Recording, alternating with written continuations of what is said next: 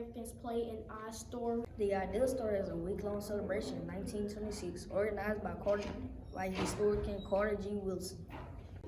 The date coincided with the birthdays of Frederick Douglass. He was a brilliant orator who escaped from slavery and became an abolitionist. And Abraham Lincoln who signed the Confirmation and Proclamation. This led to the end of the Civil War and evolution of the slavery in the U.S. There were others who fought the end of slavery. Sojourner Truth, the Harriet Tubman, Wilson's idea caught onto another community began celebrating Black History Week.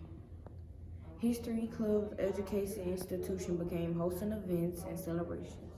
Civil rights movement was a struggle for social justice of African Americans to gain equal rights. There were several men that stood out with notable accomplishments. A major factor in the success of the movement was the strategy of protesting for equal rights without use of violence.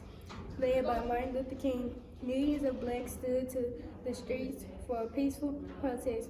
Key figures in African American history were successful despite the odds that were against them. George Washington Carver was an agriculture scientist who promoted altitude crops to cotton and maize to prevent soil depression.